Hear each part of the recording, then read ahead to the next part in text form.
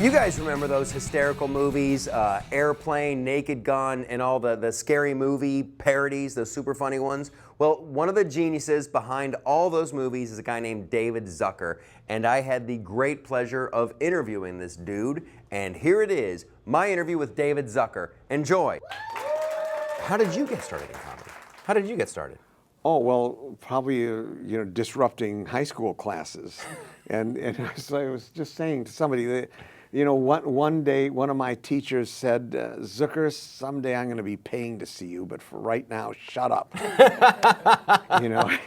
So this is, we were always, maybe it was some innate desire to get attention. I didn't get enough attention at home. Well, you know how these. I think there's something really wrong with comedians. Like I there's I always do stand up, wrong. and there's something like, why do I need the approval of people I don't know? We can be disturbed, but I've managed to lead pretty decent life, despite all that. Although not everybody thinks so, but we started a theater after we graduated from college called Kentucky Fried Theater. And then we ran a show we ran a show for a year. Yeah. And then we moved out to LA. Now here's the weird thing. Yeah. When I started, I had one night of stand-up when I very first started. It went really, really poorly, but I improvised some stuff that went well. Someone in the audience asked me to join a comedy group, an improv comedy group, and it was I think, a gentleman by the name of Dick Chudnow. Dick Chudnow. Yes, from the Wayback Machine. Yes, he was in our original Kentucky Fried Theater group. There were four of us. Jim Abrams, my brother Jerry, me, and Dick Chudnow. And Dick was by far the best performer, improver, the whole thing. He's very talented. Funniest guy in our high school, too. Yeah. Yeah, it's like there's. But he bailed. Like you guys were doing the show. He bailed, yes. He married this woman who wanted to be in the show, and we didn't want her to be in the show. He married Yoko. He married Yoko, that's right. This is what he had. And it was You're the Paul, by the way. You're Paul McCartney. Thank you very much, yes. Because I'm alive. But it was the theater, we ran it for 6 years. We did a show in LA called My Nose.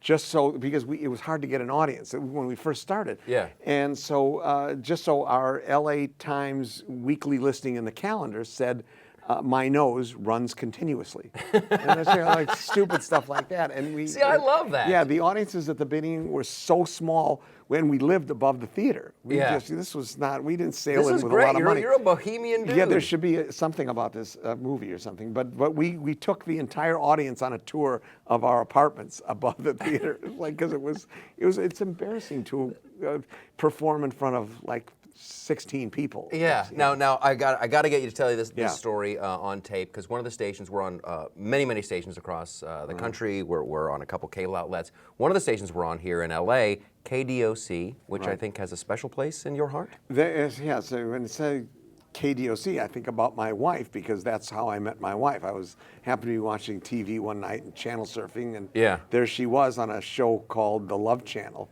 This was back in 1994. The Love Channel. The Love Channel with Poor Man, and, whose name was Jim Trenton. So I thought, well, and he did it with this very attractive doctor. Yeah. And so I was intrigued, and I called him up and said, I'm David Zucker.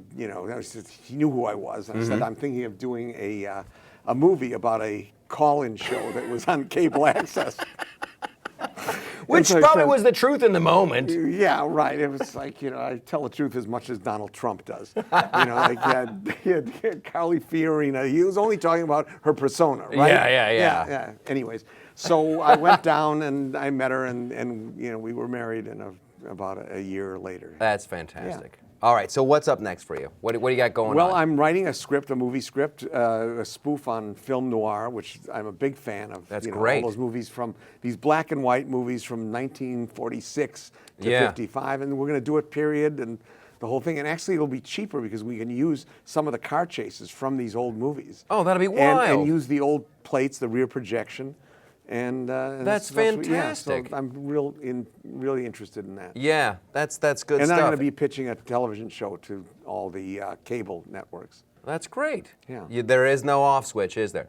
There's no, as long as I have house payments You know, I have to keep the driving force of comedy. Yeah, right, I got a payment due. Yeah, right. I mean, everybody has. Yeah. But I tell you, I mean, just so many classic moments and fantastic. And the film noir thing, that's very exciting. And I love using the idea of using that old footage. Using the old footage. That'll be great. Yeah, can't wait. Dream On. I think that's how Dream On got started. Thank you. Thanks for coming were by. you actually going to shake my hand, or were I you was going to shake your hand. I was gesturing. That would be really embarrassing if I'm shaking his hand. Let's do it. All he meant to say was, "Thanks for coming on the show." We have 10 minutes more of interview.